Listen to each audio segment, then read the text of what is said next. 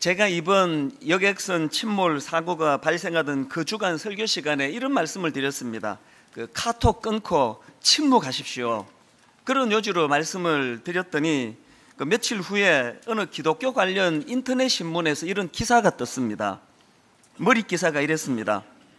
침묵과 회개 강조한 이찬수 목사 설교 논란. 그리고 그 아래에 이런 부연 설명이 있었습니다. SNS의 확산, 누리꾼들 비판, 불의에 침묵하잔 말인가. 제가 내용을 가만히 보니까 그날 이제 카톡 끊고 침묵하십시오 이 말을 이제 오해하신 것 같아요. 전에도 한번 말씀을 드렸지만 그 세월호 침몰 사고가 터진 직후에 카톡으로 우리 교회 성도님들 사이에서 이제 우리 교회 고등부 학생 4명이 배에 갇혀 있다, 기도해야 된다, 막 이런 것들이 이제 전해지고 설왕설래했기 때문에 이제 지금은 그렇게 확인 안 된 이야기를 유언비어를 퍼뜨리지 말고 좀 침묵하면서 추위를 보고 기도하자, 그런 요지로 말씀을 드렸는데 이거가 이제 오해가 된 것 같아요. 제가 왜 이런 오해가 일어났을까 생각해 보니까 우선 제 잘못이에요. 제가 지혜 없이 그냥 다 생략하고 설교를 했기 때문에 어느 날 새벽에 일어나서 꼼꼼히 제 설교를 다시 들어보니까 그 정황을 모르면 오해할 수 있겠다, 그런 생각이 들어서 제가 좀 반성을 좀 했습니다. 근데 사실 이게 제 마음의 그 고민이 뭐냐 하면은, 저는 1차적으로 지금 눈에 보이는 우리 교회 성도님들을 대상으로 설교를 하다가 보니까 우리 교회 성도님들의 정황과 그 상황에 따라서 설교를 하는데, 이게 인터넷으로 이제 워낙 다양한 생각을 가지신 분들에게 그런 정황이 없이 전해지다 보니까 이런 오해가 가끔씩 있습니다. 그래서 한때는 좀 고민에 빠졌습니다. 이제 인터넷에 설교를 올리지 말아야 되겠다, 이제 그런 생각을 했지만, 사실은 지금 이민가 계시거나 또 유학가 있는 우리 젊은이들이 이제 한인교회가 없는 그런 지역에 있는 분들이 이제 이 설교를 가지고 예배를 드리고 있다, 이제 그런 요청들이 있기 때문에 이걸 끊는 일은 또 쉽지가 않은 일인 것 같아요. 그래서 제가 더 지혜롭게 말씀을 전하는 수밖에 없겠다, 이제 그런 생각을 했고요. 그런가 하면은 이번 일을 겪으면 제 마음이 아팠던 게, 근본적으로는 오늘 그 목회자와 또 이 설교에 대한 불신이 많아서 이런 일이 일어난 거 아닌가, 그게 참 마음이 아팠습니다. 예를 들면은 제가 그날 그 실로암 망대 사건을 언급을 하면서 이제 이 피해당한, 슬픔을 당한 분들에 대해서 알지도 못하면서 함부로 비판하고 정죄하면 안 된다, 그렇게 설교를 했는데, 어떤 분들은 이걸 제가 그 선장을 위시한 가해자들에게 그렇게 비판하면 안 된다, 그렇게 들려졌다는 거예요. 설마 강단에서 그런 제가 말을 할 리가 있겠습니까? 제가 무지해서 말 실수를 한다 하더라도 제 인격을 믿어주신다면 이 목사는 저런 말할 사람이 아니라는 이 신뢰가 바탕에 있어야 되는데, 오늘 이 목회자와 또 이 설교에 대하여 이 불신이 참 많은 것이 마음이 아팠습니다. 아이성 전투에서 패배한 이후에 이스라엘 백성들이 마음이 녹아서 물같이 되는 절망적인 상황에서 지도자 여호수아가 아무런 죄가 없으면서 자기는 잘못한 게 없는데도 불구하고 머리를 풀어헤치고 티끌을 뒤집어쓰고 울면서 하나님께 회개했던 것처럼 우리가 먼저 회개해야 된다, 이 설교에 대해서 막 그렇게 반발하는 게 저는 이해가 안 됐습니다. 알고 보니까 그게 아간을 왜 유야무야 넘어가려 그러느냐, 그런 식으로 이제 해석을 하는 것 같아요. 그거는 아간에 대해서 적당히 넘어가자는 이야기가 아닙니다. 우리 신앙인은 모든 문제가 항상 나로부터 시작된다는 그 성경의 기본적인 인식을 말씀드린 거거든요. 그래서 저는 이번에 이런 일들을 겪으면서 이런저런 이제 생각을 참 많이 했는데요. 그러다가 이제 오늘 창립 12주년을 맞이하는 오늘 이 침묵과 골방에 대해서 좀 설교를 해야 되겠다, 그런 생각을 제가 하게 되었습니다. 왜 이런 생각을 하게 됐냐 하니까요, 무엇보다도 지금 많은 그 크리스찬들이 이 성경이 말하는 침묵, 또 성경이 말하는 골방이 뭔지를 잘 모르고 있더라는 것입니다. 이런 일이 일어날 때 목사니까요, 그 사람들이 왜 이런 생각을 했을까, 왜 이런 오해가 유발됐을까, 이런 걸 분석하는 것도 중요하지만, 저는 목회자니까 하나님께서 이런 일을 통해서 저희에게 또 저에게 무슨 말씀 주기를 원하시는가, 여기에 민감해야 되니까 제가 지난 몇 주 동안에 곰곰이 그런 묵상을 많이 했습니다. 제가 깨달은 것은 창립 12주년이 되는 이 시점에서 분당 우리 교회적으로 두 가지 굉장히 중요한 두 가지 무브먼트가 일어나야 된다는 거예요. 그래서 오늘 이 부분을 좀 나누어 보려고 하는데요. 첫 번째로 이제 이 창립 12주년을 맞은 분당 우리 교회가 이제 이 두 가지 무브먼트 운동이 벌어져야 되는데, 첫째가 뭐냐 하니까 우리는 침묵의 골방으로 들어가는 운동을 해야 된다는 것입니다. 많은 사람들이 이 침묵에 대해서, 골방에 대해서 이거를 현실을 도피하는 비겁한 행위로 이렇게 오해하게 된 이유가 뭘까? 이따가 제가 두 번째 대지에서 이 부분을 좀 설명을 드리겠지만 그 오해입니다. 이 침묵이라는 게, 이 묵상이라는 게 그저 현실을 도피하는 그냥 숨어버리는 행위가 아니고, 기독교 신앙에 있어서 이 골방이라는 개념만큼 이 침묵이라는 것만큼 중요한 개념도 많지 않습니다. 제가 하나 예를 들어서 설명을 해보겠는데요. 마태복음 26장 35절에 보면 예수님께서 이제 십자가를 앞에 놓고 제자들과 함께 있는 상황인데요. 제자들이 비장한 각오를 갖고 있습니다. 26장 35절입니다. 베드로가 이르되 내가 주와 함께 죽을지언정 주를 부인하지 않겠나이다 하고 모든 제자도 그와 같이 말하니라. 지금 제자들이 십자가를 앞에 놓고 참 결의를 하고 있지 않습니까? 그런데 예수님께서는 이렇게 십자가를 앞두고 결의에 찬 제자들을 데리고 어디로 가십니까? 겟세마네 동산으로 가세요. 거기 왜 가십니까? 무엇 하러 가셨나요? 39절입니다. 조금 나아가사 얼굴을 땅에 대시고 엎드려 기도하여 이르시되 내 아버지여 만일 할만하시거든 이 잔을 내게서 지나가게 하옵소서. 그러나 나의 원대로 마옵시고 아버지의 원대로 하옵소서 하시고, 지금 예수님은 십자가를 앞에 놓고 제자들의 인간적인 결의로 끝내게 하지 않으시고 예수님은 겟세마네 동산으로 가 기도했습니다. 거기서 하나님 아버지의 뜻을 구했습니다. 이게 제가 말씀드리는 골방이에요. 제자들은 이 겟세마네 동산에서의 골방의 의미를 몰랐습니다. 그래서 그들이 자기의 어떤 기준을 가지고 결의는 했지만 하나님 앞에 깊이 기도하는 일을 하지 않았기 때문에 결과가 비참하게 끝났지 않습니까? 베드로 같은 경우에는 그냥 하나님의 뜻을 구하기보다는 자기 혈기로 칼을 빼가지고 남의 귀를 자르고, 그러다가 또 좀 지나가지고는 두려움에 휩싸여가지고 예수님을 3번씩이나 부인해버리는 비참한 자리에 빠지게 됐다는 거예요. 왜 이렇게 됐습니까? 저는 확실히 믿습니다. 저는 35절에서 제자들이 내가 주와 함께 죽을지언정 주를 부인하지 않겠습니다, 이 고백이 진실한 고백인 걸 저는 믿습니다. 뭐가 문제였습니까? 제자들이 몰랐다는 것은요, 그것이 아무리 진실한 고백이라 할지라도 그들은 자기들의 그 결의에 찬 그 고백을 행할 능력이 없다는 걸 몰랐다는 거예요. 그래서 겟세마네 동산에서 간과했고 기도하지 않았고 그래서 실패했다는 것입니다. 다윗도 마찬가지 아닙니까? 평소에 다윗은 늘 하나님께 아뢰고 여쭙고 그랬던 인물 아닙니까? 사무엘상 21장 1절로도 한번 보십시오. 사람들이 다윗에게 전하여 이르되 보소서 블레셋 사람이 그일라를 쳐서 그 타작마당을 탈취하더이다 하니, 그랬더니 2절에서 이에 다윗이 여호와께 묻자와 이르되 내가 가서 이 블레셋 사람들을 치리이까. 하나님께 이렇게 의뢰하고 묻던 사람이 다윗이에요. 그 다음은 3절 4절도 마찬가지입니다. 3절 다윗의 사람들이 그에게 이르되 보소서 우리가 유다에 있기도 두렵거든 하물며 그일라에 가서 블레셋 사람들이 군대를 치는 일이니까 한지라. 그랬더니 4절에서 다윗이 여호와께 다시 묻자온대. 이런 깊은 영성을 가진 인물이 다윗이에요. 그랬던 다윗이 27장으로 가가지고 큰 실수를 저지르는데요. 자, 1절을 한번 보십시오. 다윗이 그 마음에 생각하기를 내가 후일에는 사울의 손을 붙잡으리니 블레셋 사람들의 땅으로 피하여 들어가는 것이 좋으리로다. 이건 다윗의 판단 미스예요. 성경에 분명히 하나님께서 다윗이 이방 땅에 거하는 것을 원치 않으셨기 때문에 그 메시지를 분명히 전해주셨는데도 불구하고 다윗은 실수했습니다. 그 실수의 첫 출발이 뭐라고요? 다윗이 그 마음에 생각하기를, 자, 한번 생각을 해보세요. 그렇게 늘 하나님께 여쭙고 하나님께 의뢰하던 다윗이 왜 27장에서 이런 실수를 했을까요?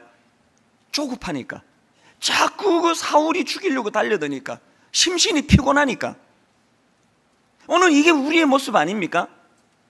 세월호 침몰이라고 하는 절망적인 일을 우리가 겪고 나니까 모두가 당황이 되는 거예요. 마음이 힘든 거예요. 그러니까 하나님 앞에 냉정하게 하나님을 찾고 의뢰하는 일을 하지 않고 내 생각에는 다윗이 그 마음에 생각하기를, 이런 차원에서 우리가 지금이야말로 골방으로 들어갈 때라는 것입니다. 저는 시편 118편 8절 9절 말씀이요, 여호와께 피하는 것이, 여러분 이게 제가 말하는 골방이에요. 여호와께 피하는 것이 사람을 신뢰하는 것보다 나으며 여호와께 피하는 것이 고관들을 신뢰하는 것보다 낫도다. 여러분 지금처럼 마음이 급하면 급할수록 더 냉철하게 침묵하며 하나님의 골방으로 나아가야 한다는 것입니다. 그럼 왜 골방이 그 침묵의 골방이어야 합니까? 왜 그렇습니까? 그건요, 이 골방이라는 것은 내 생각을 내려놓고 하나님의 뜻과 하나님의 생각을 구하는 자리, 구하는 시간이기 때문에 그렇습니다. 토마스 머튼이라는 분이, 그분이 쓴 고독 속의 명상이라는 책에서 이런 말을 했습니다. 복음의 말씀을 듣는 귀는 사람들의 마음속에 감추어져 있다. 이 귀는 어떤 고독과 침묵에 잠기지 않으면 아무것도 들을 수 없다. 데이빗 베어라는 분도 하나님의 뜻을 갈망하다라는 책에서 비슷한 말을 했는데 한번 들어보세요. 하나님의 임재 가운데 침묵하는 것은 기도의 핵심이다. 이것은 우리 자신과 하나님에 대하여 깊이 인식할 수 있게 해주며 우리는 침묵하며 기도하는 가운데 우리의 갈망이 무엇인지 알게 되기 때문이다. 하나님은 이러한 고요함 가운데 우리 자신이 어떤 사람인지 우리에게 보여주신다.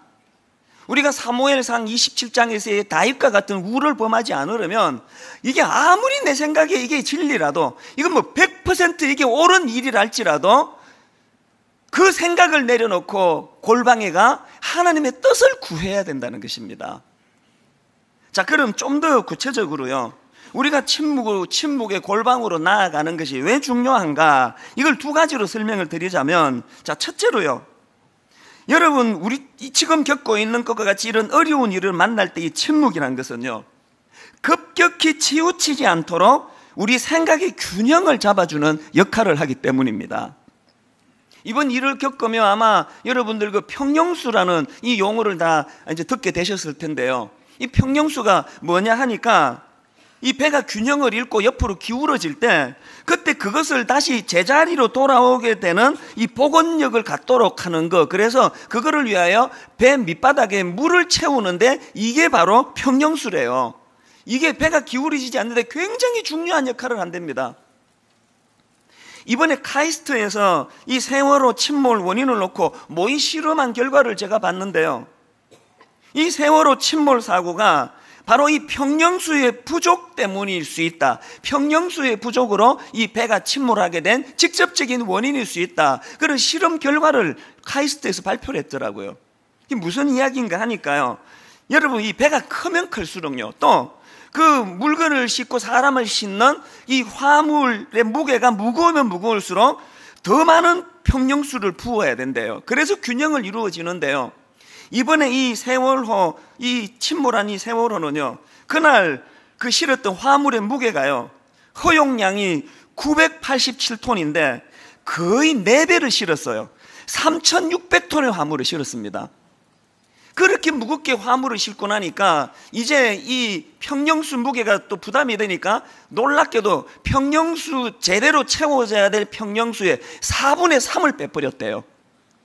이거 자살행위 아닙니까?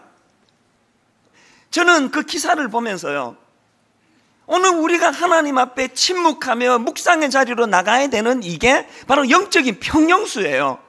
우리가 죄성을 가져서 걸핏하면 생각이 치우치고 걸핏하면 생각이 기울기 때문에 고요히 하나님 앞으로 나아가 하나님의 뜻을 구하는 시간, 이게 평영수를 채우는 시간이에요.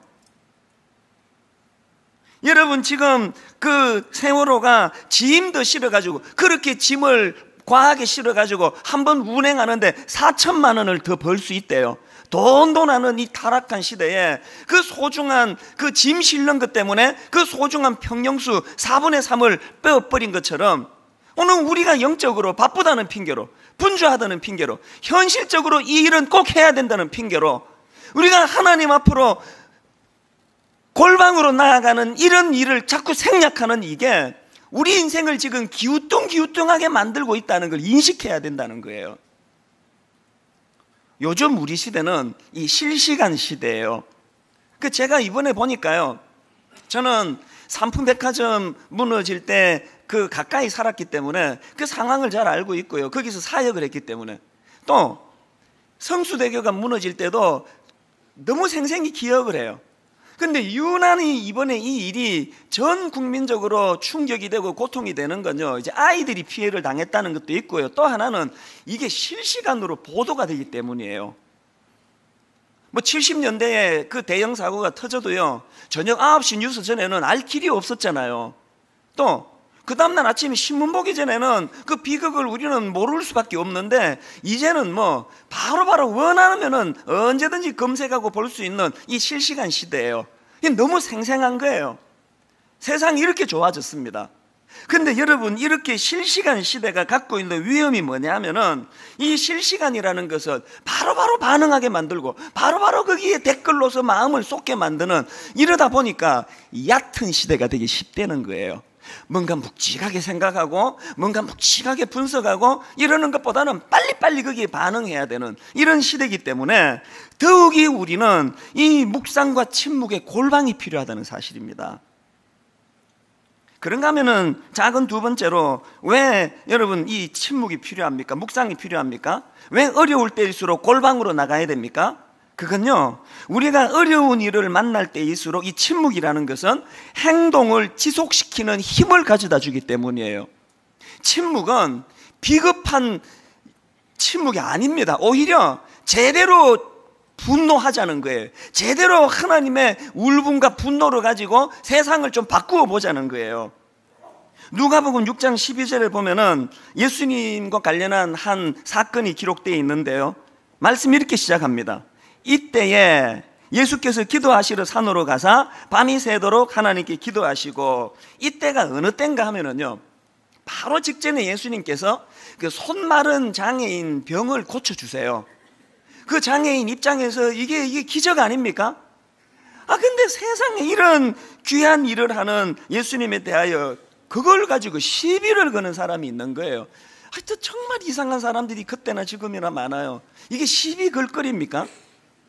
7절에 보니까 서기관과 바리새인들이 예수를 고발할 증거를 찾으려 하여 안식일에 병을 고치시는가 엿보니, 그 다음에 11절에도요, 그들은 노기가 가득하여 예수를 어떻게 할까 하고서는 의논하니라. 그 손 마른 장애인 병 고쳐준 게 이렇게 그들 마음에 노기가 가득하게 할 일입니까? 이렇게 자기 세계에 함몰돼가지고 균형을 잃어버리면 이 괴물 비슷하게 이렇게 돼가는 거예요.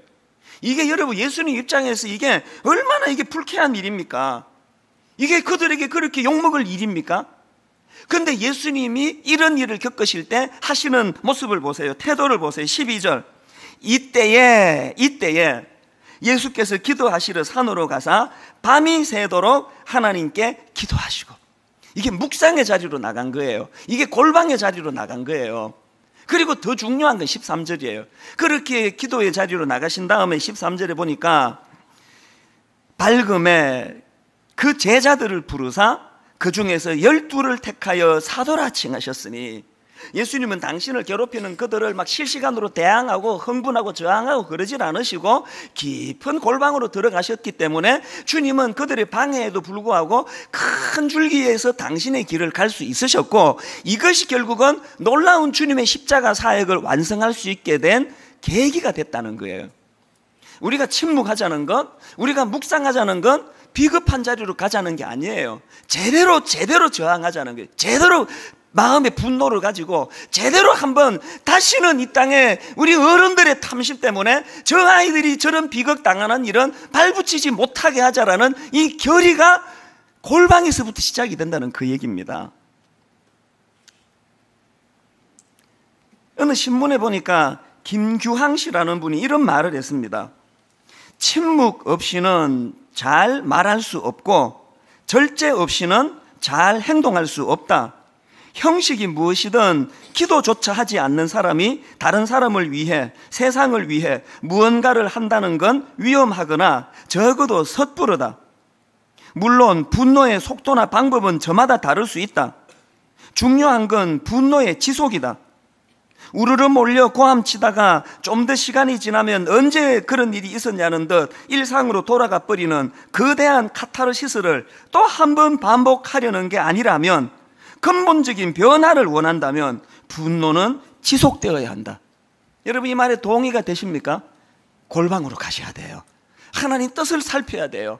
그래서 그냥 파란 냄비처럼 분노했다가 금방 잊어버리는 이런 얕은 분노가 아니고, 하나님의 뜻을 살피고 이 땅에 다시는 이런 비극이 일어나지 않도록 우리가 울분을 가지고 제대로 일들을 해보자는 그런 의미입니다. 그런가 하면 두 번째로, 이렇게 침묵의 골방에서 하나님의 뜻을 살폈다면 우리가 해야 되는 무브먼트가 뭐겠습니까? 골방에서 나와 세상을 섬겨야 한다는 사실입니다. 제가 이번에 보니까요, 사람들이요, 심지어는 많은 크리스찬들조차도 이 교회에서 말하는 침묵이나 골방에 대해서 오해를 하는 거예요.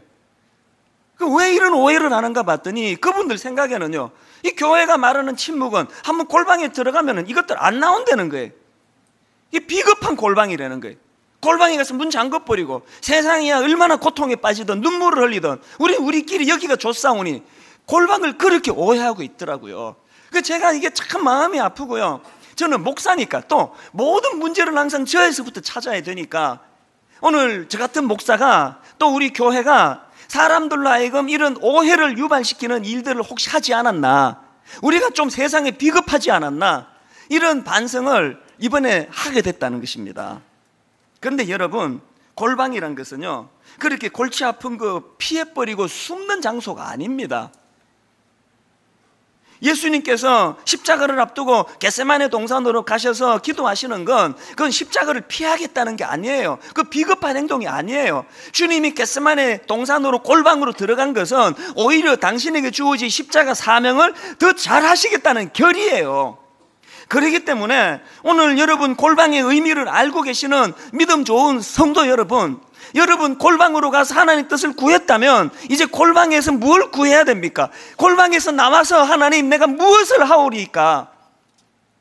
창립 12주년 우리가 마냥 기뻐할 수 없는 것은 오늘 우리 주변에 슬피 우는 자들이 너무 많기 때문에, 하나님 오늘 이 시대에 분당 우리 교회가 여기 있는 것이 12주년이 된 것이, 이것이 우리에게 무슨 의미를 하나님 가져다 줍니까?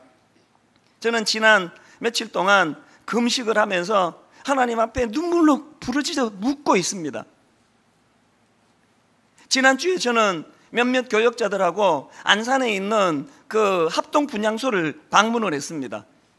분당에도 있고 야탑, 서현 다 있는데 왜 굳이 제가 현장을 찾았냐 하면 두 가지 이유 때문이에요. 그 현장을 제가 가보고 싶었고요, 슬피 자식을 잃고 우는 분들을 내가 눈물을 닦아주고 싶었습니다. 국화 한 송이 손에 들고요, 그 수많은 그 사진들 앞에서 제가 하나님 앞에 눈을 감고 이렇게 기도했습니다. 하나님, 저렇게 억울하게 죽어가는 자들이 많은 이 시대에 제가 목사인데 주님, 제가 무엇을 해야 되겠습니까? 내 남은 생애 동안 하나님 이 시대를 위하여 내가 뭘 해야 되겠습니까? 눈물이 나더라고요. 오늘 여러분 골방의 의미를 아시고 자주자주 골방으로 들어가 하나님께 기도하시는 분 계시면요, 존 웨슬리의 이 말을 기억하셔야 됩니다. 웨슬리가 이런 말을 했습니다. 사회적 거룩을 떠나서는 거룩이 없다. 무슨 뜻입니까? 늘 자기 자신에게만 머물러 있는 거룩, 모든 관심이 자기에게만 집중되는 영성, 그건 거룩이 아니고 그건 영성이 아니라는 이야기입니다. 영성과 윤리라는 책에 이런 내용이 나옵니다. 교회의 사회적 실천은 두 가지로 구성된다. 사회 구호적 봉사의 일과 사회 정책적이며 사회 개량적 측면에서의 사회 구조적 봉사이다. 전자는 경쟁에 지친 사람들을 위한 배려이다. 후자는 부정의한 사회 구조를 변혁하기 위해 법제화의 일을 하는 것을 말한다. 오늘과 같은 사회적 어려움의 시기에 교회가 할 수 있는 봉사의 일과 제시할 수 있는 정책적 대안은 무엇인가? 제가 그거를 보면서 지금까지 분당 우리 교회가 사회 구호적 봉사의 일은 많이 했다고 자부합니다. 그러나 혹시 분당 우리 교회가 사회 구조적인 모순을 우리가 소리치고 외치고 이거를 바꾸는 일에는 우리가 좀 등한히 하지 않았나? 제가 그거를 목사로서 반성을 하는 거예요. 그래서 하나님, 이 일들을 통하여 저에게 무슨 말씀을 하기 원하십니까? 사회 구호적인 봉사의 일은 지금처럼 계속해 나가야 되지만 거기에다 덧붙여 하나님, 분당 우리 교회가 사회 구조적인 봉사의 일도 게을리 하지 않기를 바랍니다. 그 제가 이번에 이 일이 딱 터지고 교역자들, 전체 교역자들에게 하나 제가 오다를 내린 게 있습니다. 이제 분당 우리 교회가 각 영역의 전문가들이 계실 텐데 이 시대를 살아가는 그리스도인들이 꼭 참고해야 될 크리스찬 생활 백서를 만들자. 교사는 어떻게 이 땅을 살아야 되고, 의사는 어떻게 이 땅을 살아야 되고, 정치가는 어떻게 정치를 해야 되고, 행정가는 어떻게 행정을 해야 되고, 목회자는 어떻게 목회를 해야 되고, 여러분이 사회 구조적인 봉사의 일, 그래서 부익빈 빈익빈을 양산하고 천민자본주의라고 이름하는 이 부끄러운 우리들의 얼굴들을 어떻게 하면 우리가 이것들을 미력하자면 개선해 나갈 수 있을까? 이런 부분에도 마음을 써야 되는 거구나. 이번에 하나님이 저에게 주신 메시지 중에 하나입니다. 어거스틴이 이런 말을 했습니다. 당신이 보관하고 있는 그 빵은 굶주린 사람께 속한 것이고, 당신의 옷장에 보관하고 있는 외투는 옷이 없는 사람에게, 신발장에서 썩고 있는 신발은 신이 없는 사람에게, 당신이 땅 속에 묻어놓고 있는 금은 궁핍한 사람에게 주어져야 한다. 그렇기 때문에 당신이 남을 도울 수 있는데 거절하면 할수록 그들에게 그만큼 더 잘못 행하는 것이다. 그 시대는 은행이 그렇게 발달이 안 되니까 땅 속에다가 금을 묻어놓은 걸 이야기하지만, 오늘 우리 시대는 통장에다가 그렇게 많은 돈을 넣어놓고 한 번도 연약한 자들을 위하여 그것을 사용하지 않으면 그것 자체가 나쁜 일이라는 그 얘기 아닙니까? 우리가 어거스틴의 이 말에 동의를 하기 때문에 오늘 창립 12주년 우리가 또 헌금하지 않습니까? 미자립 교회, 알지도 못하는 교회, 그들을 우리가 기쁨으로 도우면 이것이 우리의 일이 된다는 걸 우리가 알기 때문에, 그리고 이번에 이 헌금을 가지고 다음 세대 송림중고등학교 장학금으로 이 헌금을 우리가 쓴다 할 때 인색하게 헌금해서는 안 된다는 그 이야기입니다. 왜 창립 기념일마다 헌혈합니까? 뭐 피 요만큼 뽑아줘서 뭐 이 땅의 환자 다 못 고칩니다. 그러나 우리가 의지적으로 하나님, 창립 기념일 우리끼리 떡 해먹고 우리끼리 잘 먹고 잘 사는 이걸 나타내는 게 아니라 교회가 여기 존재함으로 말미암아 오늘 하나님 피가 필요한 한 생명에게 작은 도움이라도 주는 그런 교회가 되기를 원합니다. 상징적인 마음의 표현 아닙니까? 꼭 부탁하는데요, 오늘 나가시다가 헌혈하고 가세요. 그리고 여건이 안 되면요, 주중에 보니까 서현역에도 있고 야탑에도 있고 다 있습니다. 찾아서 헌혈하고 오세요. 꼭 부탁합니다. 그래서 헌혈 정서를 다음 주일날 꼭 갖고 오세요. 한 몇천 통 나오리라고 믿습니다. 여러분 표정이, 너는? 저도 할 거예요. 12주년을 맞아서 우리가 오늘 이 어거스틴의 말을 새기고 또 새기고, 그 전셋값 올리지 말자. 뭐 돈이 너무 궁하신 분들은 이건 또 다른 이야기예요. 그러나 어차피 그 전세 올려가지고 통장에 넣어놓을 것 같으면 여러분 그냥 살아라. 안 올려줘도 된다. 그래도 내가 분당 우리 교회 교인이거든. 여러분, 이게 우리가 해야 될 이 사회 구호적인 또 사회 구조적인 실천을 해야 되는 모습이 아닐까요? 시간 날 때마다 한마음 장애인 복지관에 와서 봉사하세요. 아이 손잡고 와서 텐텐텐 프로젝트에 여기서 예배 드리고 은혜 받으시면 동네 조그마한 교회 가서 한 번 더 예배 드리시고 우리 교회에다가 내일 헌금 거기다가 하고 오세요. 통일성 하나님의 모든 교회는 다 똑같은 하나님의 교회예요. 왜 우리가 세상 사람들에게 저놈의 교인들은, 크리스찬들은 골방에 들어가지고 나오지 않는다는 이런 오명을 우리가 덮어 써야 되느냐고요.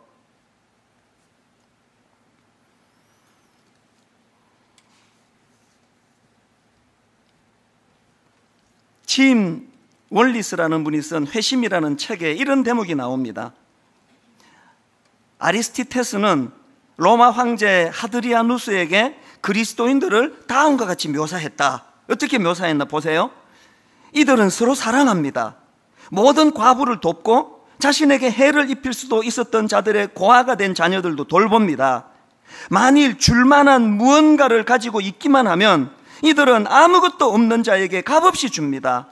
나그네를 발견하면 이들은 집으로 데리고 옵니다. 마치 그 나그네가 진짜 형제라도 되듯이 행복해합니다. 이들은 자신을 통상적인 의미에서의 형제가 아니라 대신에 하나님 안에서 성령을 통해 얻은 형제라고 여깁니다. 저는 감히 창립 12주년이 되는 오늘 여러분에게 이렇게 호소합니다. 분당 우리 교회가 추구하고 나가야 되는 건 교회가 처음 태동될 때의 초대교회의 이 모습을 복원하는 거예요. 우리의 이기적인 탐욕적인 마음을 내려놓고 하나님, 이런 모습이 교회 안에 구현되기를 원합니다. 그러기 위해서는요, 교회가 영적으로 더 풍성해야 돼요. 영안을 떠야 돼요. 온통 보이는 것밖에는 볼 수 없는 그 눈으로는 이런 일을 할 수가 없습니다. 여러분, 저는 정치평론가가 아닙니다. 이 시간은 정치적으로 논평하는 시간이 아닙니다. 하나님의 말씀을 대언하는 시간이에요. 그래서 평소에 내 생각하고 비슷한 얘기하면 기분이 흡족하고, 평소에 내 생각하고 다른 이야기하면 화가 나서 견딜 수 없는 그 시간이 아닙니다. 하나님 앞에 머리를 조아리고 하나님 영안을 열고 하나님 말씀을 내가 듣기를 원합니다. 분당 우리 교회가 보다 더 영적인 공동체가 되기를 원합니다.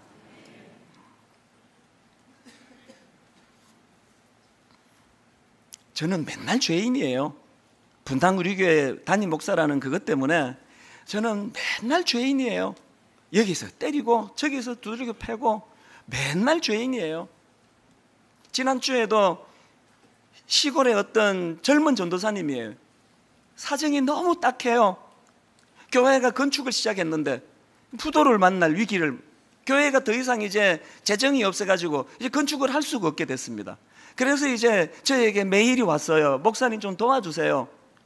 근데 여러분, 이런 도움을 청하는 교회가요, 제주도에서도 목사님이 연락도 안 하고 비행기 타고 올라오시고요, 전라도에서도 올라오시고 경상도에서 올라오시고 미국에서 메일이 오고 도와달라고 하는 게 너무 많으니까 한 교회 가기는 역부족이에요. 그래서 이 전사님에 대해서도 한 2, 3억 정도 도움이 필요하다 그러는데 우리로서는 지금 여력이 안 됩니다. 의논을 하고 메일을 보내니까 당연히 섭섭한 거죠. 또 메일이 왔어요. 분당 우리 교회는 좀 다를 줄 알았는데, 분당 우리 교회는 그 큰 교회가 왜 시골 교회를 도와주지 않느냐고. 그분은 마음에 그 상황이 어려우니까 그렇게 하소연한 글이겠지만 그것이 막 우레처럼 저를 꾸짖는 것처럼 보이는 거예요. 그럼 제가 뭐라고 답해야 됩니까? 당신 나한테 돈 빌려준 거 있나? 우리 교회가 당신 교회에 빚졌나? 왜 이런 식으로 우리 형편이 안 된다 그러는데 왜 이렇게 자꾸 때려 쓰느냐? 이렇게 말해야 옳습니까? 무조건 비는 거예요. 미안하다고, 내가 잘못했다고, 우리 교회가 더 많이 도울 수 없어서 죄송하다고. 왜 그래야만 됩니까? 여기는 사회단체가 아니고 교회이기 때문이에요. 교회는 그래야 되는 거예요. 나랑 아무 상관이 없지만 그 아픔을 헤아리고 그 울분을 헤아리고 그 마음을 받아주는 게 그게 교회 아닙니까? 여러분, 우리의 어떤 인격을 가지고 이 일을 할 수가 없기 때문에 은혜의 자리로 나가야 되는 거예요. 내 인격을 뛰어넘는 십자가 지신 하나님의 놀라우신 능력이 내 안에서 작동이 될 때 우리 그 일을 할 수 있는 거 아닙니까? 결론을 맺으려고 합니다. 창립 12주년을 맞아가지고요, 여러분, 누가 뭐라 그래도 우리 골방으로 가야 돼요. 뭐라고 오해를 하든지 또 외쳐야 돼요. 침묵해야 돼요. 침묵의 자리로 나가야 돼요. 그런가 하면은 골방에서 나와서 하나님이 명하신 내가 할 수 있는 사회 구호적인 일, 사회 구조적인 일, 이 일들을 잘 감당하는 저와 여러분 되시기를 바랍니다. 한 말씀만 드리고 말씀을 마무리하겠습니다. 쿠션이라는 제목의 책을 예전에 읽고 우리 교역자들과 한번 나눈 적이 있는데요, 이런 요지예요. 우리 마음의 깊이를 이제 우물에다가 비유해서 설명을 했더라고요. 이런 거예요. 침침해가지고 이 우물이 얼마나 깊은지를 잘 들여다봤을 때 모를 때 돌멩이를 하나 들어가지고 거기에 떨어뜨려 보면 안 돼요. 얕은 우물은요 금방 반응을 한대요. 그리고 첨벙거리고 끝난대요. 깊은 우물은 금방 소리가 안 난대요. 그리고 한참 후에 들려지는 소리가 깊은 소리를 낸대요. 우리는 얕은 우물 같은 마음입니까? 깊은 우물 같은 마음입니까? 누가 조그마한 자극을 주면 금방 분노하고 금방 화내고 금방 파르르 들끓고 금방 잊어버리고, 하나님이 원하시는 믿음의 사람은 그게 아닙니다. 깊은 골방의 자리에서 얻은 깊은 우물과 같은 영성을 가지고 더디 반응하지만 깊은 울림을 내는, 오늘 이 시대를 섬기고 살리는 진정한 그리스도인들이 모인 분당 우리 교회 되시기를 주님 이름으로 축원합니다. 같이 기도하시겠습니다. 하나님 아버지, 창립 12주년을 맞았지만 마냥 기뻐하고 있을 수가 없는 것은 오늘 우리 시대가 너무 아픕니다. 너무 슬픕니다. 분당 우리 교회가 이렇게 풍성한 은혜를 누리는 것을 마냥 기뻐할 수 없는 것은 오늘도 진실하고 참된 주의 종들이 교회를 개척하고 교회를 운영하며 너무 많이 힘들어하고 너무 많은 눈물의 자리로 나가고 있기 때문에 우리가 우리만 그렇게 기뻐하고 즐거워할 수가 없는 것을 하나님 아실 줄 믿습니다. 아버지, 우리를 불쌍히 여겨주시고 무겁지만 힘들지만 이 아픈 현실에 사명 잘 감당하는 저희들 되게 하여 주시옵소서. 골방으로 들어가기 원합니다. 깊이 들어가기 원합니다. 그런가 하면 골방에서 나와 미력하지만 하나님 주신 사명을 감당하려고 애쓰는 저희들 되게 하여 주셔서 하나님, 이 시대에 이 자리에 분당 우리 교회가 있는 것이 아버지 시대와 민족 앞에 유익한 결과가 있도록 은혜 내려 주시옵소서. 주님, 작은 예물을 드리려고 합니다. 이 헌금을 통하여 하나님, 재정적으로 어렵고 목회가 힘들어 낙심하는 목회자들과 그 교회에 작은 힘이 되게 하여 주시고, 하나님, 우리가 드리는 이 헌금이 오병이어의 기적의 헌금이 되게 하여 주셔서 자립하지 못해 힘든 교회들마다 자립하는 은혜를 허락하여 주시옵소서. 인색하게 드리지 않도록 우리 마음을 열어주시고 인도하여 주시기 원하옵고 예수님 이름으로 기도드립니다. 아멘. 이제 우리 12주년 감사헌금 드릴 때 부흥이라는 찬양입니다. 현실을 보면 답답해요. 이 땅의 황무함을 보소서. 하늘의 하나님, 긍휼을 베푸시는 주여, 부흥을 갈망하며 우리 찬양 같이 부르시면서 하나님께 헌금 드리도록 하겠습니다. 이 땅의 황무함을 보소서. 이 땅의 황무함을 보소서. 하늘의 하나님, 긍휼을 베푸시는 주여, 긍휼을 베푸시는 주여, 우리의 죄악 용서하소서. 우리의 죄악 용서하소서. 이 땅 고쳐 주소서. 이 땅 고쳐 주소서. 이제 우리 모두 하나 되어 이제 우리 모두 하나 되어 이 땅에 무너진 기초를 다시 쌓을 때, 기초를 다시 쌓을 때 우리의 우상들을 태우신 우리의 우상들을 태우신 여러분 갈망하십시오. 성령의 불 임하소서. 부흥의 불길 타오르게 하소서. 진리의 말씀 이 땅 새롭게 하소서. 은혜의 강물 흐르게 하소서. 성령의 바람 이제 불어와. 오, 주의 영광 가득한 여러분 갈망하십시오. 새날 주소서. 오, 주님 나라 이 땅에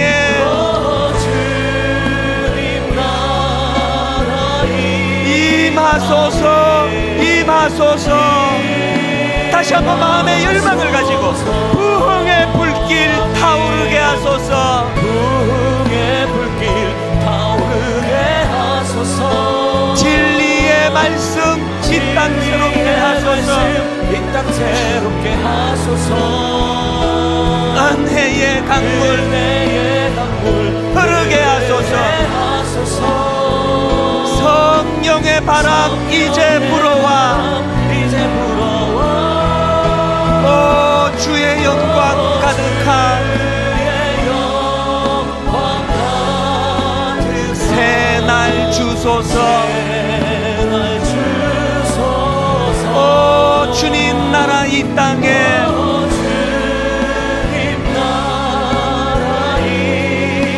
임하소서, 임하소서. 우리 한번 통성으로 기도할 때 하나님 앞은 이 시대를 놓고 기도합니다. 골방으로 들어가기 원합니다. 골방에서 나오기를 원합니다.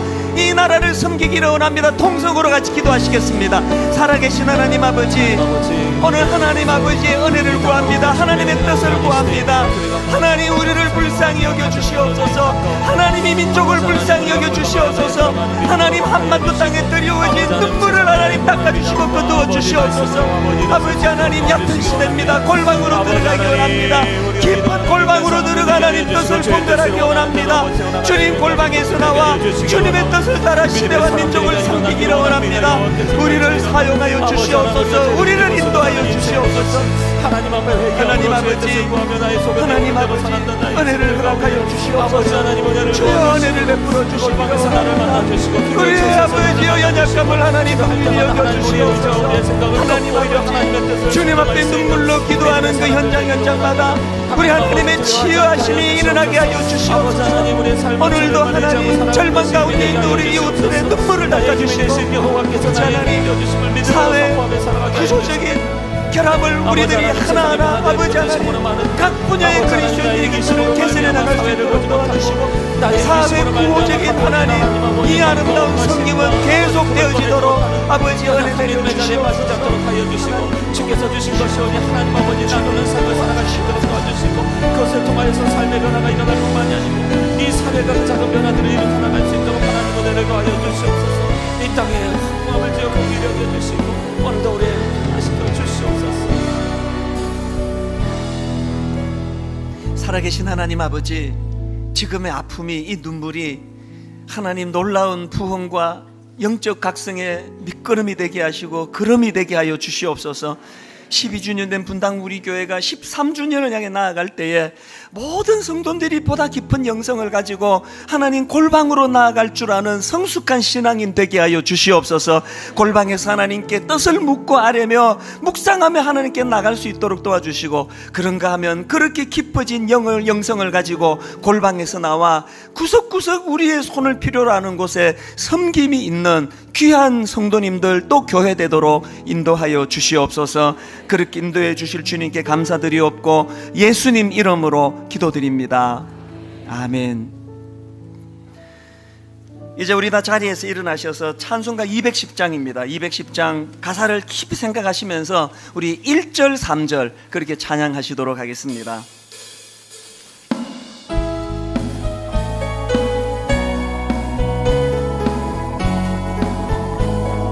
시온 성과 같은 교회, 시온 성과 같은 그의 영광 하노라. 그의 영광 하노라. 허락하신 말씀대로 주가 친히 세웠다. 반석 위에 세운 교회, 흔들 자가 누구랴. 모든 원수 애워싸도 아무 근심 없도다. 주의 은혜 내가 받아 시온 백성 되는데 세상 사람 비방해도 주를 찬송하리라. 세상 헛된 모든 영광 아침 안개 같으나 주의 자녀 받을 복은 영원 무궁하도다.